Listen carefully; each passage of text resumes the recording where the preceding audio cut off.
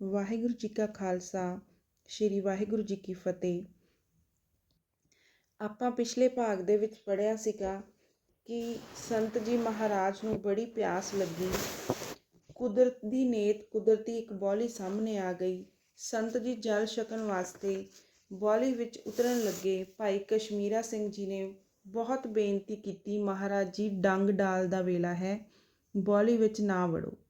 ਸੰਤ ਜੀ ਮਹਾਰਾਜ ਨੇ ਉੱਤਰ ਦਿੱਤਾ ਕਿ ਪ੍ਰੇਮੀਆਂ, ਸਰੀਰ ਦਾ ਖਹਿ ਕਰਨ ਵਾਲਾ ਕਾਲ ਹੈ। ਜਦ ਤਿਕਰ ਪੂਰਾ ਨਹੀਂ ਹੁੰਦਾ, ਉਹ ਕਾਲ ਵੀ ਇਸ ਸਰੀਰ ਦੀ ਰਾਖੀ ਕਰਦਾ ਹੈ। ਸਾਨੂੰ ਕੋਈ ਡਰ ਨਹੀਂ। ਸਾਰਾ ਦਿਨ ਭਾਈ ਕਸ਼ਮੀਰਾ ਸਿੰਘ ਤੇ ਸਾਧੂ ਸਿੰਘ ਜੀ ਦਾ ਪ੍ਰੇਮ ਲਿਆ। ਫਿਰ ਰਾਤ ਚੁੱਪ ਚਪੀਤੇ ਹੀ ਇਕੱਲੇ ਨਿਕਲ ਗਏ। ਕਹੂਟੇ ਤੋਂ ਪੁੰਛ ਵੱਲ ਜੋ ਸੜਕ ਜਾਂਦੀ ਹੈ ਉਸ ਵਿੱਚ ਜਾ ਪਏ ਅਤੇ ਜਿੱਥੇ ਦੂਸਰਾ ਮੀਲ ਆਉਂਦਾ ਹੈ ਸੱਜੇ ਪਾਸੇ ਪਹਾੜੀ ਤੇ ਇੱਕ ਸੁੰਦਰ ਚਸ਼ਮਾ ਦੇਖ ਕੇ ਬੈਠ ਗਏ। ਇਸ ਥਾਂ ਤੋਂ 1.5 ਕੁ ਮੀਲ ਦੇ ਫਾਸਲੇ ਤੇ ਪਹਾੜ ਵਿੱਚ ਇੱਕ ਮੁਸਲਮਾਨ ਫਕੀਰ ਰਹਿੰਦਾ ਸੀ, ਜੋ ਹਰ ਦਮ ਆਪਣੇ ਮਾਲਕ ਦੀ ਯਾਦ ਵਿੱਚ ਲੱਗਾ ਰਹਿੰਦਾ ਸੀ। ਅੱਲਾ ਦੀ ਬੇਤਾਰ ਤਾਰ ਇਸ ਦੇ ਹਿਰਦੇ ਵਿੱਚ ਜਾਗ ਚੁੱਕੀ ਸੀ। ਜਿਸ ਰਾਤ ਦੇ ਸੰਤ ਜੀ ਮਹਾਰਾਜ ਚਸ਼ਮੇ ਦੇ ਕੋਲ ਪਹਾੜੀ ਤੇ ਆ ਬੈਠੇ, ਇਸ ਨੂੰ ਹਰ ਵਕਤ ਸਾਰਾ ਪਹਾੜ ਵਾਹਿਗੁਰੂ ਵਾਹਿਗੁਰੂ ਧੁਨ ਨਾਲ ਗੂੰਜਦਾ ਸੁਣਨ ਲੱਗ ਪਿਆ। ਦਿਲ ਵਿੱਚ ਖਿਆਲ ਆਇਆ, ਮੈਂ ਬਹੁਤ ਚਿਰ ਤੋਂ ਇੱਥੇ ਹੀ ਬੈਠਾ ਹਾਂ, ਇਹ ਖੇਡ ਅੱਗੇ ਕਦੇ ਨਹੀਂ ਵਰਤੀ। ਜ਼ਰੂਰ ਕੋਈ ਨਾਨਕ ਦਾ ਪਿਆਰਾ ਇਸ ਪਹਾੜ ਤੇ ਬੈਠਾ ਹੈ। ਉਸ ਦੇ ਰੋਮ ਰੋਮ ਵਿੱਚ ਵਾਹਿਗੁਰੂ ਸ਼ਬਦ ਘਰ ਘਰ ਚੁੱਕਾ ਹੈ ਅਤੇ ਉਸ ਦੇ ਹਿਰਦੇ ਦੀ ਤਾਰ ਬਨ ਪਰਬਤ ਨੇ ਲੈ ਲਈ ਹੈ। ਇਉਂ ਸਾਰਾ ਪਹਾੜ ਇਸ ਇਲਾਹੀ ਤਾਰ ਵਿੱਚ ਵੱਜਣ ਲੱਗ ਪਿਆ ਹੈ। ਦਿਲ ਵਿੱਚ ਖਿੱਚ ਹੋਈ ਕਿ ਰੱਬ ਦੇ ਐਸੇ ਪਿਆਰੇ ਦੇ ਦੀਦਾਰ ਹੋਣ। ਇਸ ਫਕੀਰ ਦੀ ਕੁਟੀਆ ਪਾਸ ਜੋ ਚਸ਼ਮਾ ਸੀ, ਦੂਜੇ ਦਿਨ ਹੀ ਸੰਤ ਜੀ ਅੰਮ੍ਰਿਤ ਵੇਲੇ ਉਸ ਤੇ ਇਸ਼ਨਾਨ ਕਰਨ ਲਈ ਆ ਗਏ। ਫਕੀਰ ਦਰਸ਼ਨ ਕਰਦੇ ਹੀ ਸਮਝ ਗਿਆ ਕਿ ਮਨ ਦੀ ਮੁਰਾਦ ਪੂਰੀ ਹੋਈ ਹੈ। ਨੇੜੇ ਆ ਕੇ ਪੁੱਛਿਆ, ਮਹਾਰਾਜ ਆਪ ਕਿੱਥੇ ਰਹਿੰਦੇ ਹੋ? ਸੰਤ ਜੀ ਨੇ ਆਖਿਆ, ਪਹਾੜੀ ਦੇ ਉੱਪਰ। ਫਕੀਰ ਨੇ ਸਿਜਦਾ ਕੀਤਾ ਅਤੇ ਬੇਨਤੀ ਕੀਤੀ, ਮਹਾਰਾਜ ਮੇਰਾ ਪ੍ਰਸ਼ਾਦ ਕਬੂਲ ਕਰੋ। ਸੰਤ ਜੀ ਮਹਾਰਾਜ ਨੇ ਆਖਿਆ, ਸਤ ਬਚਨ। ਫਕੀਰ ਖਾਲਸਈ ਬਦਾਮ ਲੈ ਆਇਆ ਅਤੇ ਸੰਤ ਜੀ ਨੇ 2 ਮੁੱਠਾਂ ਲੈ ਲਈਆਂ। ਨਾਲ ਹੀ ਫਰਮਾਇਆ, ਫਕੀਰ ਸਾਈਂ, ਸਾਡੇ ਇਸ ਥਾਂ ਰਹਿਣ ਦਾ ਭੇਦ ਕਿਸੇ ਨੂੰ ਨਹੀਂ ਦੇਣਾ। ਫਕੀਰ ਨੇ ਕੌਲ ਕੀਤਾ ਕਿ ਇਸੇ ਤਰ੍ਹਾਂ ਹੀ ਹੋਏਗਾ। ਹੁਣ ਦੂਸਰੇ ਤੀਸਰੇ ਦਿਨ ਸੰਤ ਜੀ ਮਹਾਰਾਜ ਇਸ ਫਕੀਰ ਪਾਸ ਜਾਂਦੇ ਅਤੇ ਛੋਲਿਆਂ ਦੀਆਂ 2-4 ਮੁੱਠਾਂ ਲੈ ਕੇ ਆ ਜਾਂਦੇ। ਥੋੜਾ ਚਿਰ ਤਾਂ ਫਕੀਰ ਨੇ ਆਪਣਾ ਕੌਲ ਪਾਲਿਆ, ਪਰ ਫਿਰ ਰਹਿ ਨਾ ਸਕਿਆ। ਲੋਕਾਂ ਨੂੰ ਦੱਸ ਦਿੱਤਾ ਕਿ ਕੁਝ ਚਿਰ ਤੋਂ ਪਹਾੜੀ ਤੇ ਇੱਕ ਕਾਮਲ ਸਿੱਖ ਫਕੀਰ ਰਹਿੰਦਾ ਹੈ।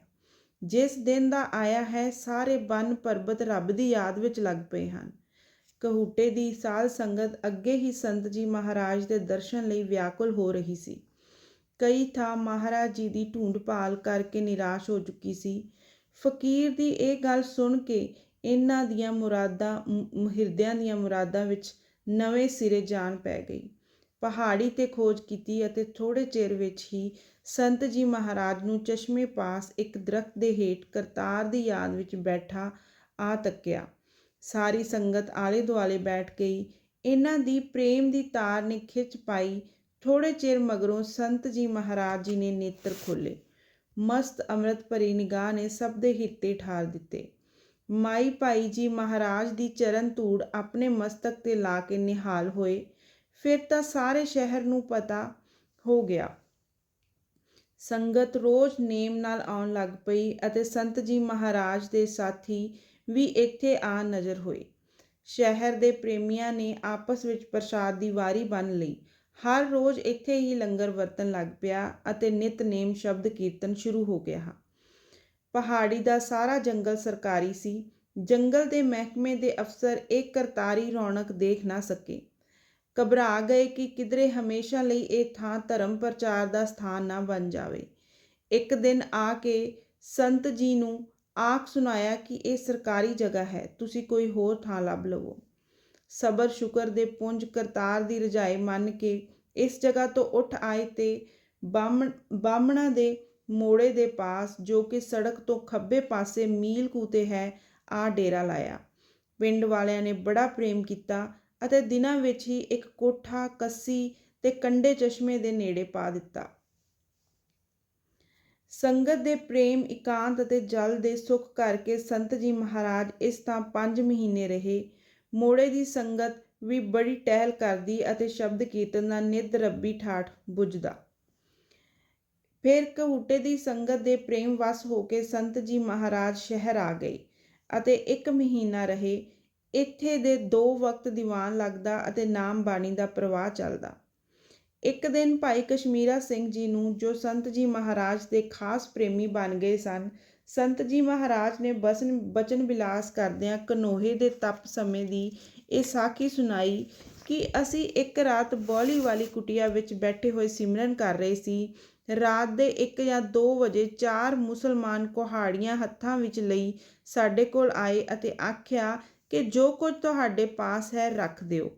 ਅਸਾਂ ਆਖਿਆ ਕਿ ਸਾਡੇ ਪਾਸ ਇੱਕ ਗੜਵਾ ਹੈ, ਲੈ ਲਵੋ। ਗੜਵਾ ਪ੍ਰੇਮੀਆਂ ਨੇ ਚੁੱਕ ਲਿਆ। ਫਿਰ ਉਹਨਾਂ ਨੇ ਆਪਸ ਵਿੱਚ ਸਲਾਹ ਕੀਤੀ ਕਿ ਵੇਖੀਏ ਹੋਰ ਕੀ ਹੈ। ਇੱਕ ਪ੍ਰੇਮੀ ਦੀ ਨਿਗਾਹ ਸਾਡੇ ਚਮਕਦੇ ਕੜੇ 'ਤੇ ਪਈ ਤਾਂ ਉਹਨਾਂ ਨੇ ਕੜਾ ਮੰਗਿਆ। ਅਸਾਂ ਕਿਹਾ, ਇਹ ਤਾਂ ਅਸੀਂ ਨਹੀਂ ਦੇਣਾ, ਇਹ ਤਾਂ ਸਾਨੂੰ ਜਾਨ ਤੋਂ ਵੀ ਪਿਆਰਾ ਹੈ। ਉਸ ਸਮੇਂ ਇੱਕ ਦੇ ਦਿਲ ਅੱਲਾ ਵਸ ਪਿਆ ਤੇ ਉਸਨੇ ਆਖਿਆ ਕਿ ਚਲੋ ਭਾਈ, ਇਹ ਤਾਂ ਫਕੀਰ ਲੋਕ ਹੈ, ਅਸਾਂ ਇਹ ਗੁਨਾਹ ਨਹੀਂ ਕਰਨਾ।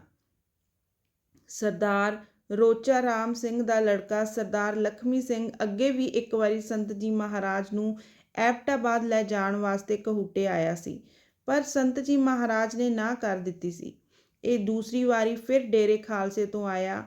ਆਪਣੀ ਬਿਮਾਰ ਸੁਪਤਨੀ ਅਤੇ ਸਾਰੀ ਸਾਧ ਸੰਗਤ ਵੱਲੋਂ ਦਰਸ਼ਨ ਦੇਣ ਲਈ ਬੇਨਤੀ ਕੀਤੀ। ਸੁਭਾਗ ਬੀਬੀ ਦੀ ਦਰਸ਼ਨ ਦੀ ਤਾਂਘ ਦੀ ਖਿੱਚ ਅੱਗੇ ਮਹਾਰਾਜ ਨੂੰ ਪਹੁੰਚ ਹੋ ਚੁੱਕੀ ਸੀ, ਸੋ ਲਖਮੀ ਸਿੰਘ ਦੇ ਬੇਨਤੀ ਕਰਨ ਪਰ ਹੀ ਟੁਰਨ ਦੀ ਤਿਆਰੀ ਕਰ ਲਈ।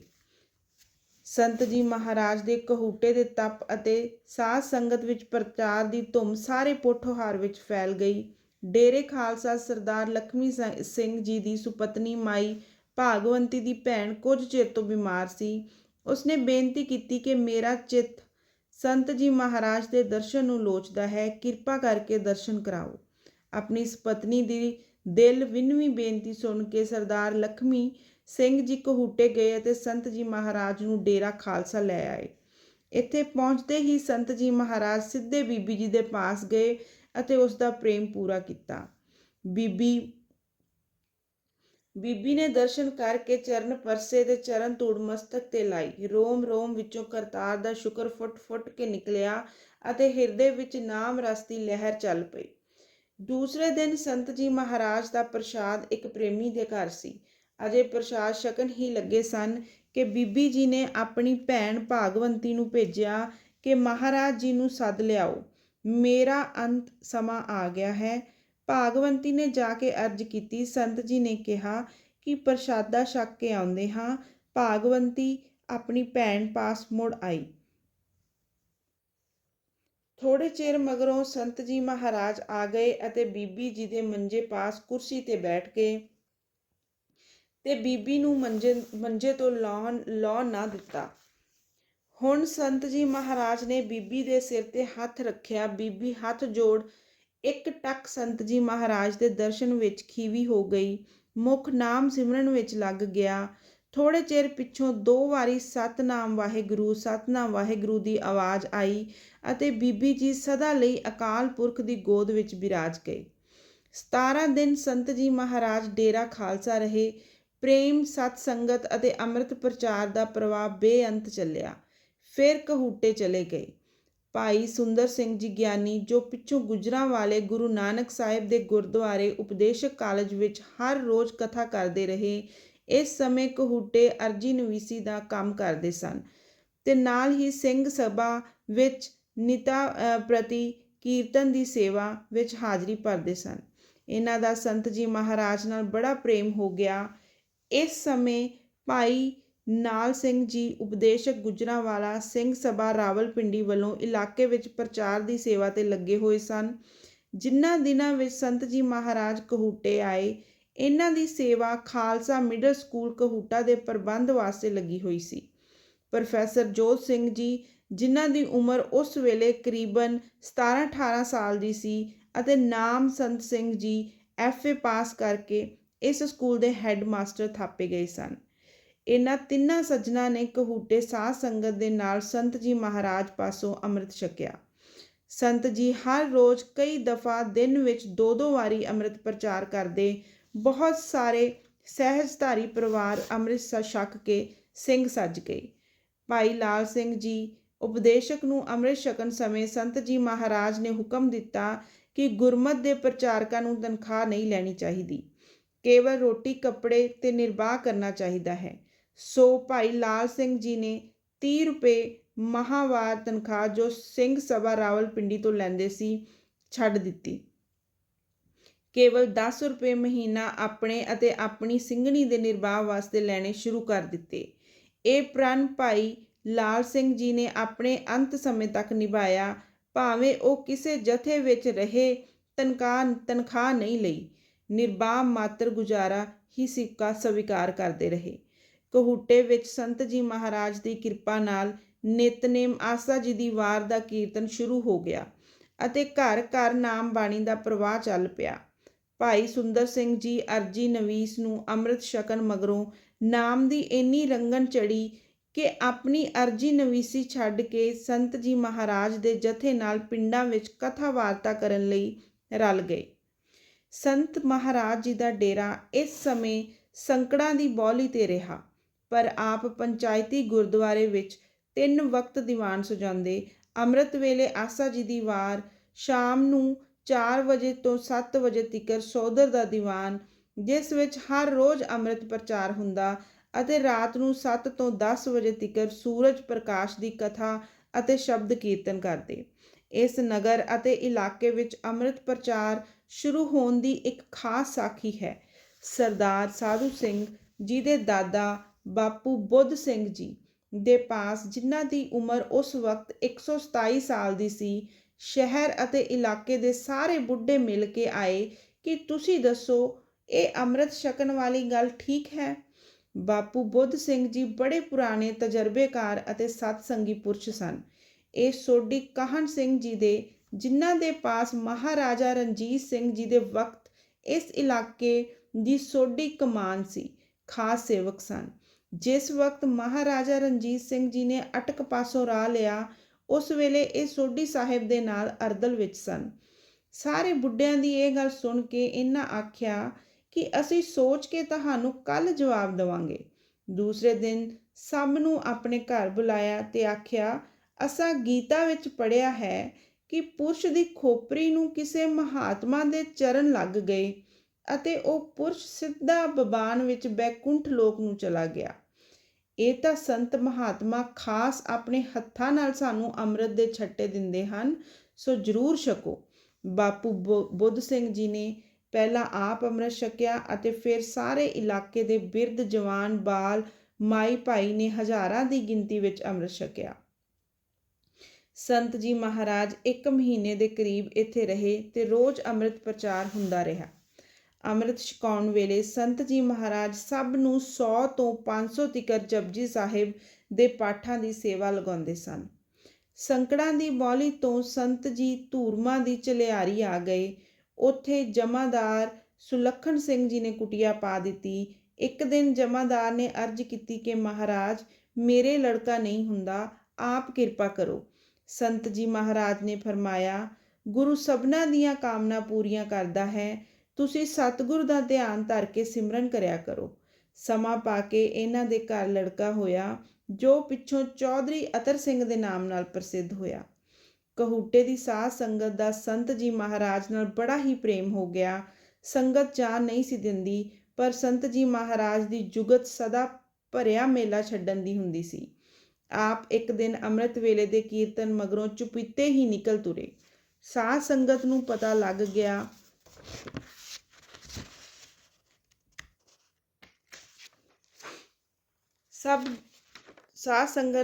ਲੱਗ ਗਿਆ ਮਾਈ ਭਾਈ ਸਭ ਦੌੜਦੇ ਆ ਗਏ।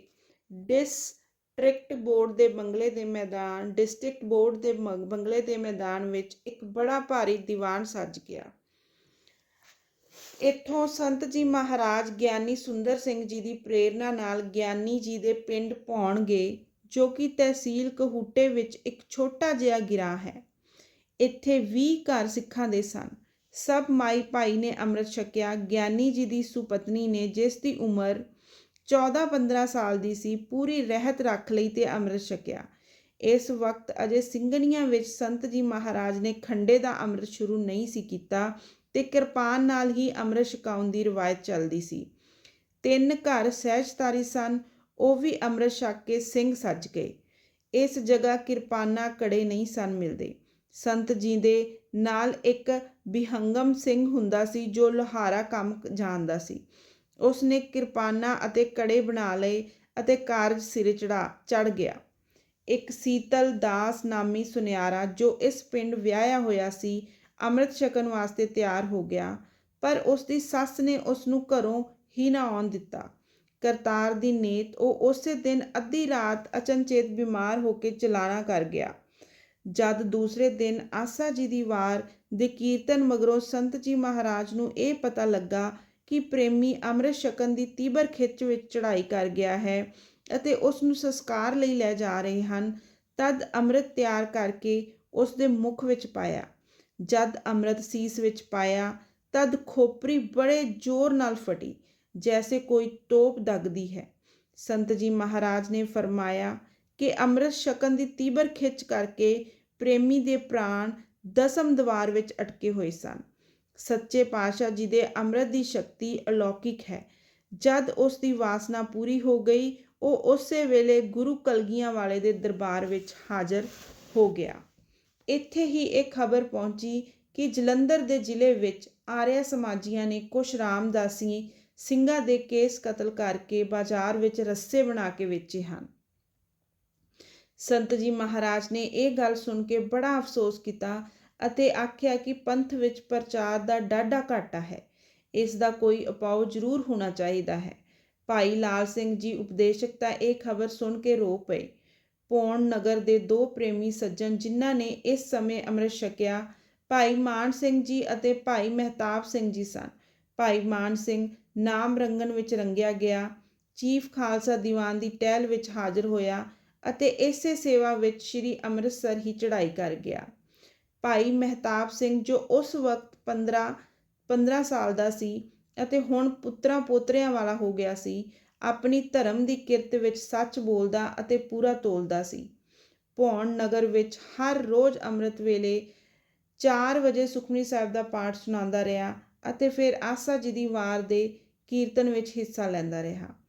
ਇੱਕ ਦਿਨ ਗਿਆਨੀ ਸੁੰਦਰ ਸਿੰਘ ਜੀ ਦੀ ਮਾਤਾ ਨੇ ਸੰਤ ਜੀ ਮਹਾਰਾਜ ਪਾਸ ਇੱਕ ਬੜੀ ਦਰਦ ਭਰੀ ਦਸ਼ਾ ਵਿੱਚ ਬੇਨਤੀ ਕੀਤੀ, ਮਹਾਰਾਜ, ਮੇਰਾ ਪੁੱਤਰ ਸੁੰਦਰ ਸਿੰਘ ਅਰਜੀ ਨਵੀਸ ਘਰ-ਬਾਰ ਛੱਡ ਕੇ ਆਪ ਦੇ ਨਾਲ ਫਕੀਰ ਬਣ ਗਿਆ ਹੈ। ਇਹਦੀ ਸਿੰਘਣੀ ਛੋਟੀ ਜਿਹੀ ਹੈ, ਆਪ ਇਸ ਨੂੰ ਇਸ ਗੱਲ ਤੋਂ ਮੋੜੋ। ਸੰਤ ਜੀ ਮਹਾਰਾਜ ਨੇ ਫਰਮਾਇਆ, ਮਾਈ, ਇਹ ਚੰਗੇ ਪਾਸੇ ਲੱਗਿਆ ਹੈ।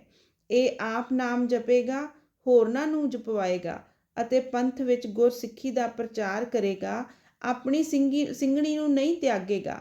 ਇਹ ਚੰਗਾ ਕੰਮ ਕਰਨ ਲੱਗਾ ਹੈ, ਅਸੀਂ ਇਸ ਨੂੰ ਭਲੇ ਪਾਸੇ ਲੱਗਣ ਤੋਂ ਕਿਵੇਂ ਮੋੜ ਸਕਦੇ ਹਾਂ। ਮਾਈ ਇਹ ਸੁਣ ਕੇ ਚੁੱਪ ਕਰ ਰਹੀ। ਮਨ ਵਿੱਚ ਕੁਝ ਢਾਰਸ ਵੱਜ ਗਈ। ਆਖਿਓਸ ਕਿ ਸ਼ੁਕਰ ਹੈ ਬੱਚਾ ਆਪਣੀ ਇਸਤਰੀ ਨੂੰ ਤਾਂ ਨਾ ਛੱਡੇਗਾ, ਪੋਤਰਿਆਂ ਦਾ ਸੁੱਖ ਤਾਂ ਦੇਖ ਲਵਾਂਗੀ। ਭੌਣ ਤੋਂ ਸੰਤ ਜੀ ਮਹਾਰਾਜ ਭੱਟਾਂ ਦੇ ਮੋੜੇ ਆਏ ਤੇ ਨਾਮ ਬਾਣੀ ਅੰਮ੍ਰਿਤ ਦਾ ਪ੍ਰਵਾਹ ਚਲਾਇਆ। ਇੱਥੋਂ ਮਲਕਪੁਰ, ਜਿੱਥੇ ਕਿ ਅੱਗੇ ਇੱਕ ਵਾਰੀ ਹੋ ਗਏ ਸਨ, ਸਾਰੇ ਨਗਰ ਦੇ ਕੇਸਧਾਰੀਆਂ ਅਤੇ ਸਹਿਜਧਾਰੀਆਂ ਨੂੰ ਅੰਮ੍ਰਿਤ ਛਕਾਇਆ ਅਤੇ ਨਾਮ ਬਾਣੀ ਦੇ ਸਿਮਰਨ ਵਿੱਚ ਲਾਇਆ। ਇੱਕ ਦਿਨ ਸੰਤ ਜੀ ਮਲਕਪੁਰ ਵਿਖੇ 2 ਵਜੇ ਅੰਮ੍ਰਿਤ ਵੇਲੇ ਤਲਾਬ 'ਤੇ ਇਸ਼ਨਾਨ ਕਰ ਰਹੇ ਸਨ। ਗਿਆਨੀ ਸੁੰਦਰ ਸਿੰਘ ਜੀ ਸੇਵਾ ਵਿੱਚ ਨਾਲ ਸਨ। ਇਹਨਾਂ ਨੂੰ ਸੰਤ ਜੀ ਮਹਾਰਾਜ ਦੇ ਅੰਦਰ ਸ਼ਾਂਤੀ ਦਾ ਇੱਕ ਸਮੁੰਦਰ ਠਾਠਾ ਮਾਰਦਾ ਪਾਸਿਆ ਅਤੇ ਇਤਨਾ ਪ੍ਰਕਾਸ਼ ਪ੍ਰਤੀਤ ਹੋਇਆ ਕਿ ਝੱਲਿਆ ਨਹੀਂ ਸੀ ਜਾਂਦਾ। ਭਾਈ ਸੁੰਦਰ ਸਿੰਘ ਦਾ ਹਿਰਦਾ ਠੰਡਾ ਠਾਰ ਹੋ ਗਿਆ ਅਤੇ ਇਹ ਕਿਸੇ ਖਾਸ ਰਸ ਵਿੱਚ ਮਗਨ ਹੋ ਗਿਆ। ਥੋੜ੍ਹੇ ਚਿਰ ਪਿੱਛੋਂ ਗਿਆਨੀ ਜੀ ਨੇ ਬੇਨਤੀ ਕੀਤੀ, ਮਹਾਰਾਜ, ਮਾਤਾ ਪਿਤਾ ਆਪ ਜੀ ਦੀ ਸੰਗਤ ਤੋਂ ਵਿਛੋੜਦੇ ਹਨ, ਆਪ ਕਿਰਪਾ ਕਰਕੇ ਆਪਣਾ ਅਸਲੀ ਹੁਕਮ ਦੱਸੋ। ਤਾਂ ਬਚਨ ਹੋਇਆ, ਸੋਧਤ ਸੋਧਤ ਸੋਧ ਵਿਚਾਰਾ, ਬਿਨ ਹਰ ਭਜਨ ਨਹੀਂ ਛੁਟਕਾਰਾ। ਤੁਸੀਂ ਨਾਮ ਤਾਂ ਘਰ ਵੀ ਜਪ ਸਕਦੇ ਹੋ।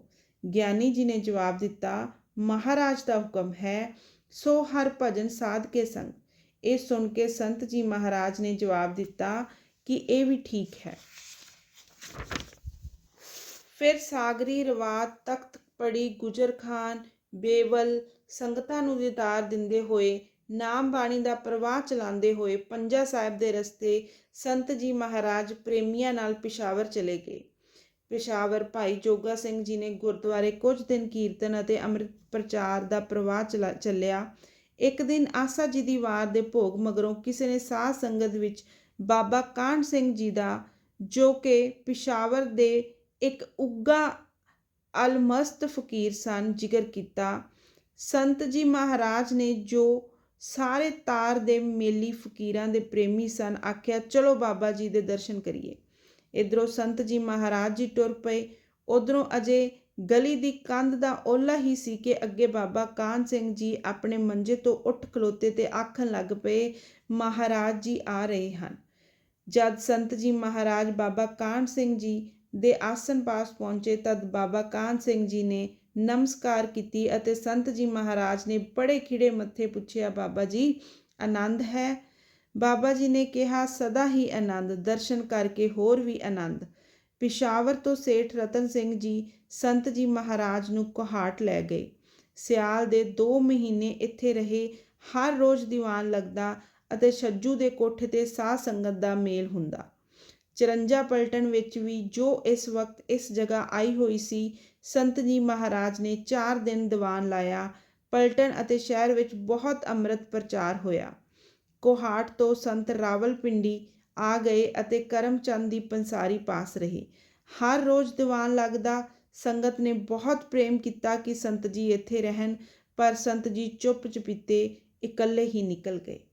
ਅਗਲੇ ਭਾਗ ਦੇ ਵਿੱਚ ਆਪਾਂ ਦੇਖਾਂਗੇ ਕਿ ਸੰਤ ਜੀ ਰਾਵਲਪਿੰਡੀ ਦੇ ਵਿੱਚ ਕਿਵੇਂ ਗਏ ਅਤੇ ਰਾਵਲਪਿੰਡੀ ਜਾ ਕੇ ਉਹਨਾਂ ਨੇ ਕੀ ਕੀਤਾ ਤੇ ਕਿਹੜੇ ਬਚਨ ਹੋਏ, ਕਿਹੜੇ ਬਚਨ ਕੀਤੇ ਕਿ ਸੰਤ ਜੀ ਨੇ 1 ਸਾਲ ਨਦੀ ਦੇ ਵਿੱਚ ਤਪ ਕੀਤਾ। ਇਹ ਆਪਾਂ ਅਗਲੇ ਭਾਗ ਦੇ ਵਿੱਚ ਦੇਖਾਂਗੇ। ਪੜ੍ਹਦਿਆਂ ਕੋਈ ਗਲਤੀ ਹੋ ਗਈ ਹੋਏ ਤੇ ਮਾਫੀ ਦਾ ਦਾਨ ਬਖਸ਼ਣਾ। ਧੰਨਵਾਦ। ਕਿਰਪਾ ਕਰਕੇ ਚੈਨਲ ਨੂੰ ਸਬਸਕ੍ਰਾਈਬ ਕਰਨਾ ਅਤੇ ਅੱਗੇ ਵੀ ਇਸ ਵੀਡੀਓ ਨੂੰ ਸ਼ੇਅਰ ਕਰਨਾ ਤਾਂ ਕਿ ਬਾਕੀ ਵੀ ਇਸ ਜੀਵਨੀ ਦਾ, ਸੰਤ ਅਤਰ ਸਿੰਘ ਜੀ ਮਸਤੂਆਣੇ ਵਾਲੇ ਦੀ ਜੀਵਨੀ ਦਾ ਆਨੰਦ ਲੈ ਸਕਣ। ਧੰਨਵਾਦ।